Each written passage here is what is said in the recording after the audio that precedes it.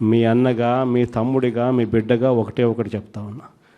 Next వచ్చే జగన్ 2.0లో పరిస్థితి ఈ మాదిరిగా ఉండదు.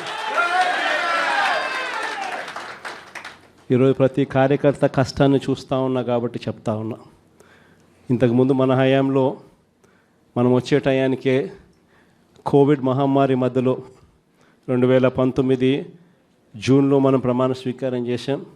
ఆ తర్వాత ఆ మార్చిలోనే ముగియక మునిపే, ఒక సంవత్సరం కూడా సరిగ్గా ముగియక మునిపే 2020 మార్చి వచ్చేసరికి వెంటనే కోవిడ్ వచ్చింది. ఆ తర్వాత 2 సంవత్సరాలు కోవిడ్తో మనం యుద్ధం చేయాల్సిన పరిస్థితుల మధ్య మన పాలన సాగింది. బహుశా కార్యకర్తలకు అనుకున్న మేరకు బహుశా నేను చేయలేకపోయి ఉండొచ్చు. కానీ ఇవాళ ఒకటే చెప్తా ఉన్నా, ఈరోజు ఈ కష్టాన్ని చూసిన వ్యక్తిగా చెప్తా ఉన్నా, రేపొద్దున ఇలా ఉండదు.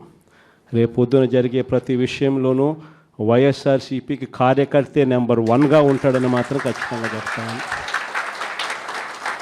ప్రతి కార్యకర్తకు నేను ఒకటే చెప్తా ఉన్నా, ఎవడెవడైతే మీకు అన్యాయం చేశాడో పర్వాలా, అన్యాయం చేయండి, చేయించుకుంటాం, టైం మీది, కానియండి, కొట్టండి అని చెప్పండి. ఆడు ఎవడు ఏం చేస్తా ఉన్నాడో పేరు రాసుకోండి. రెడ్ బుక్ అని నేను చెప్పను, కానీ పేరైతే రాసుకోండి. మీరు ఏ బుక్లో రాసుకున్నా పర్వాలా, పేరైతే మీరు రాసుకోండి. దాని తర్వాత మాత్రం అన్యాయం చేసినోనికి సినిమా మాత్రం మనం చూపిస్తామని చెప్తాను.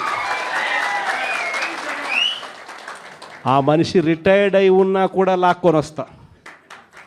ఆ మనిషి దేశం విడిచిపెట్టిపోయినా లాక్కొని వస్తా. ఎవరిని వదిలిపెట్టేది ఉండదు. ఒక్కొక్కడికి మాత్రం సినిమా మాత్రం ఎలా చూపించానో అలా చూపిస్తామని మాత్రం చెప్తాను.